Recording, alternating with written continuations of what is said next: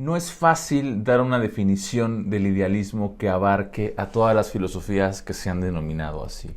Solemos llamar idealistas a una variedad enorme de filósofos que van desde Platón, San Agustín, Leibniz, Descartes, Berkeley, Kant, Fichte, Hegel, etc. Son muchos.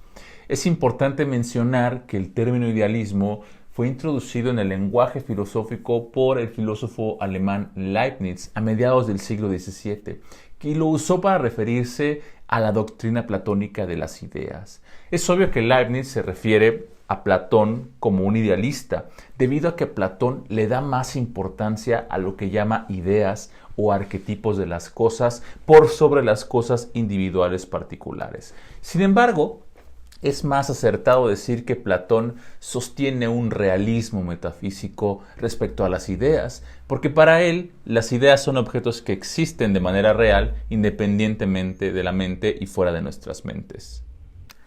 Para Platón, si recuerdan bien, la realidad se dividía en dos. Por un lado tenías el mundo sensible, que es el de abajo, donde las cosas cambian, y el mundo inteligible o el mundo ideal. Para Platón las ideas, lo ideal, tiene mayor ser, son más verdaderas y reales que los objetos sensibles, materiales que vemos. El sentido de los términos ideal y real suele tener un significado cotidiano común. Decimos que es diferente del de Platón.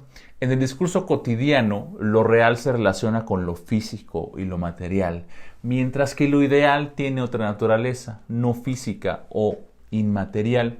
Piensa en los valores, que no son entidades o objetos físicos, sino que son considerados ideales. El debate sobre estos conceptos y cómo se han entendido es en sí mismo problemático. Ahora, a lo largo de la historia moderna y contemporánea, ha habido diversos sentidos para estos términos.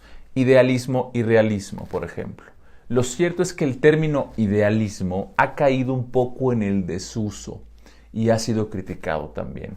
Ese llamado idealismo platónico pertenece a la doctrina de las ideas antiguas, y a nosotros nos interesa más el sentido de idea para los modernos, que es donde se inserta el pensamiento de Kant.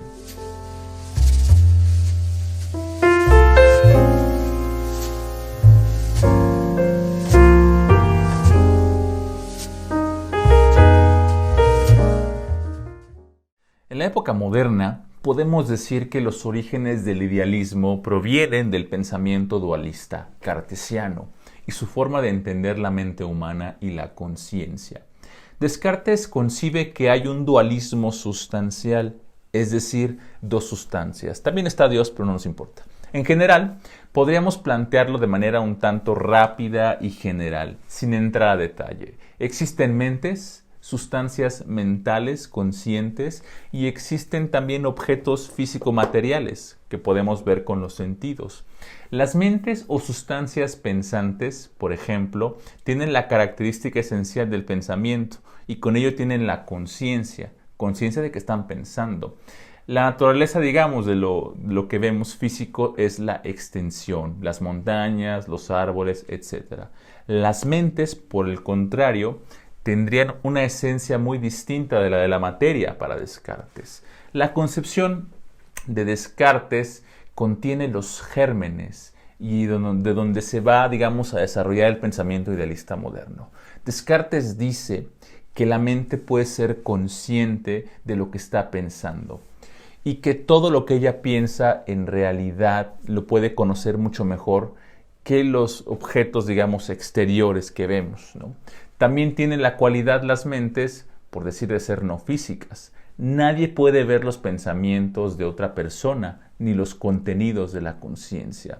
Ahora bien, entre los críticos de Descartes encontramos algunos que sostienen que ese dualismo sustancial, decir que hay dos sustancias, es problemático e incoherente. De aquí van a surgir, podemos decir, dos corrientes, ¿no? El materialismo, por un lado, y el idealismo. Vamos a ver cómo se pueden entender de manera general y advierto que esto es poco exhaustivo, pero es para tener una idea de estas dos corrientes. Es una posición, el idealismo, filosófica que admite que en realidad solo existen mentes e ideas y los objetos materiales que parecen existir independientes de la mente, en realidad se reducen a ser ideas. Este idealismo afirma algo sobre lo real.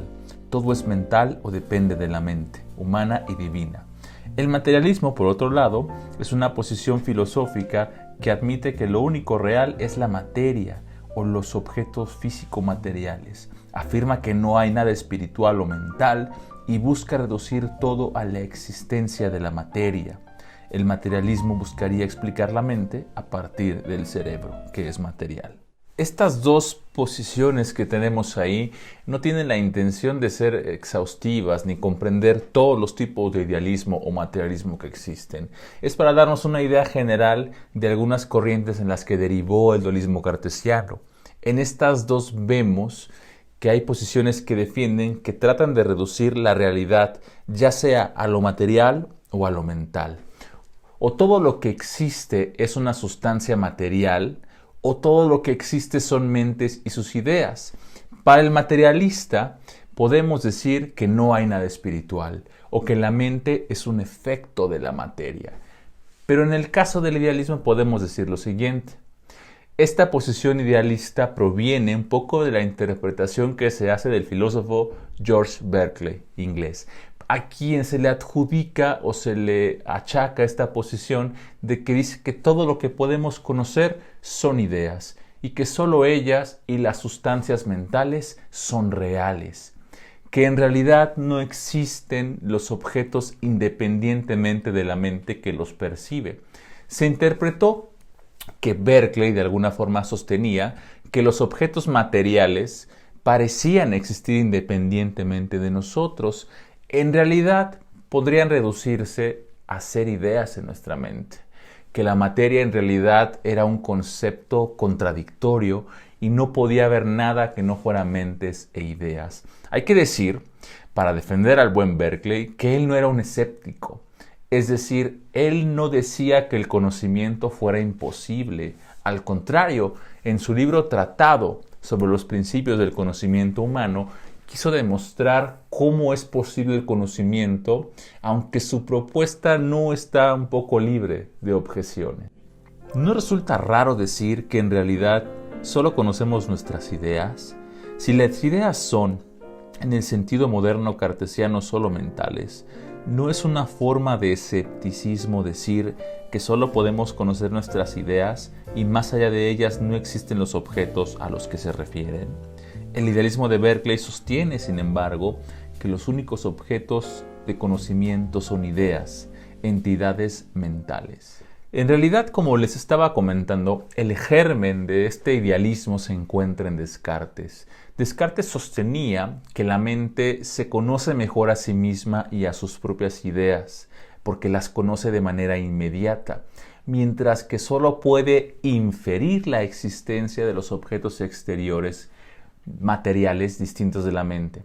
Esto causará grandes problemas y de hecho el mismo Descartes en sus meditaciones tiene que escapar de esta duda de cómo saber que existen objetos externos materiales a la mente, que se conoce como el llamado escepticismo del mundo exterior o externo.